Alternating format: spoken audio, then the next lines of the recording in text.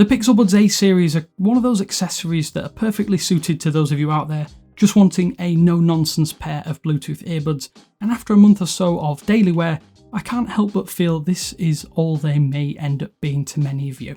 And this in our long-term review of Google's latest earbuds. Thanks for watching 9 to 5 Google here on YouTube. Remember to thumbs up, hit subscribe, and then tap the bell icon to be among the first to watch our upcoming videos. While the second generation or 2020 Pixel Buds were designed to be premium and come with added features and functions, courtesy of Pixel feature drops, the A series earbuds kind of strip that back to the bare elements of a common Bluetooth smartphone accessory.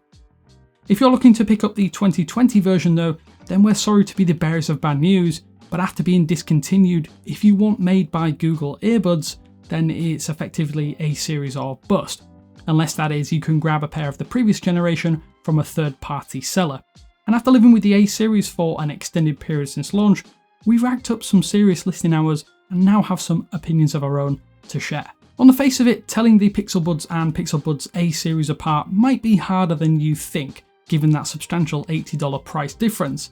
The carry case and even the earbuds do look identical, but there are some subtle and important differences here that I think are important to note now that I've lived with these earbuds for quite a while. I'll start with the carry or charge case, which although almost identical is of a slightly lower quality. It is actually easy to tell the Pixel Buds and Pixel Buds A series apart in the hand simply by the feel of that case, and the thick textured surface has been replaced for lighter polycarbonate. The difference, as I say, is noticeable in the hand when compared directly to the previous model, but it's not a huge downgrade. I have though found the texture on the newer version easier to scratch and scuff, so I would say avoid a key or coin filled pocket unless you're happy to potentially gouge a chunk out of that plastic case. Google also thought to move the connection light upwards on this new design, and I think it's in a much better position, as when holding the case with your hands or your fingers itself, they just don't get in the way of that indicator. I've found this to be a massive improvement in the time I've spent with the Pixel Buds A series, and it sort of makes up for the lack of wireless charging, but just not quite. So obviously my biggest sore point is that lack of wireless charging, and having used the A series buds daily, just not being able to set these earbuds down on a wireless charge pad has been a frustrating option, and it means I'm just not charging them as often as I probably should. There have been a couple of occasions where I've had to stop listening to Bluetooth audio to ensure I have enough battery to last on long public transport journeys home from places. However, this is going to be likely more down to my bad charging habits than the actual battery life and lack of wireless charging on the Pixel Buds A series. It's compounded though, I think, by the fact that many similarly priced Bluetooth earbuds are starting to include wireless charging tech as a standard feature. Plugging in a USB-C cable isn't exactly difficult, nor is it massively frustrating. It's just something I've kind of had to relearn, having enjoyed not needing to do the same with the original Pixel Buds and even the recent Nothing Ear 1, which also include ANC and wireless charging for the same $99 entry price. The dimple dot design though adopted by these earbuds is one of the major reasons that over time has made me fall in love with the Pixel Buds series wholesale. They're compact and inconspicuous without drawing attention to your ears. I wouldn't say that each earbud is quite flush in my ear, but not worrying about pulling or rustling when fitted is a major reason Google's earbuds in both flavours have become my go-to. There's the added bonus of no protruding plastic to snag or catch when moving around or working out, which I think is a major benefit over common and other earbuds on the market. I'll stop short though of saying they are the most comfortable earbuds that I've ever used. The OnePlus Bullets 2 and Bullets Wireless Z have been the zenith of comfort in my experience, but do come with a sometimes frustrating tether keeping them connected. The soft rubber fin that is on each earbud of the Pixel Buds and Pixel Buds A series does help stabilise them when fitted, and I will say that it does feel softer and more flexible than its predecessors here. Sometimes I've found that multiple hours of wear could still prove to be a little bit difficult, as the fin or the prong itself can dig into your ear slightly.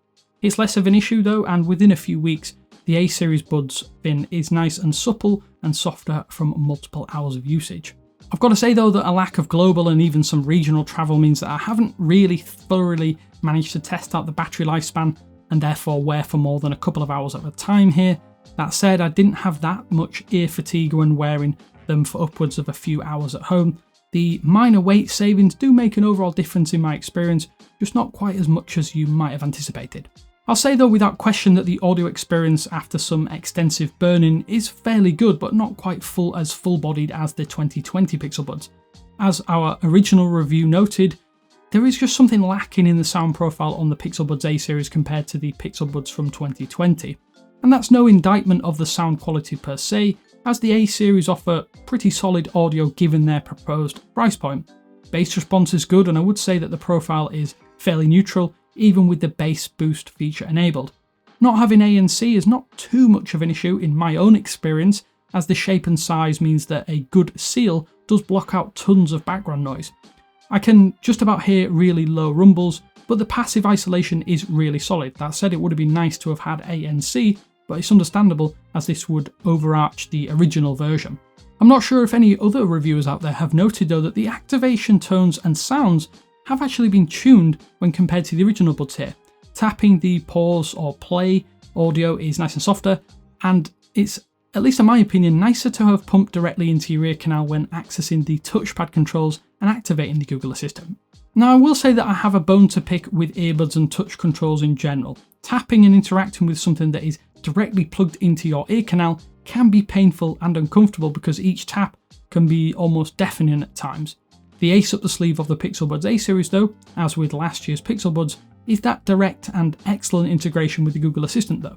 Not having to tap to control volume or skip tracks alone is pretty excellent, but having all other assistant features is the icing atop the cake. You probably already knew, but this is still a killer feature that elevates the Pixel Buds A series above and beyond even some more expensive earbuds, so long as you like using voice commands that is, and don't necessarily prioritise the best sound profile. Maybe one day we'll get both, but for now, the trade-off is fairly acceptable. Although to contradict myself, the volume swipe is the biggest gesture loss here. It's the actual only gesture interaction that I use, and it's executed so well on the Pixel Buds that the A series lacking the ability for you to adjust the volume without having to grab your phone or activating the assistant does prove tiresome quite quickly. It's an instant task that is kind of relegated to one that can take 10 to 15 seconds when using voice commands, or it has you fumbling for your phone in other instances. This is something to know if you would find this a problem. And due to design and shape, if you make a ton of calls as well with these earbuds, then I think you might want to look elsewhere. The microphone placement and lack of a stem to place that microphone closer to your mouth means that in noisy environments, the Pixel Buds A series can struggle to fully pick out your voice, but there is no distortion or major complaints that you won't have with other Bluetooth connected buds. Google has also finally fixed the cutout issues that plagued some owners of the previous generation. I've had absolutely zero issues, and the new connection seems far more stable, even up to 5 or 10 meters away from your connected phone or device. It might be enough of a reason for some people out there to switch if you simply cannot handle the audio cutouts any longer on the originals. So if I'm being completely honest, I doubt very much that the Pixel Buds A series will replace the second generation Pixel Buds, at least for me and for many of you out there.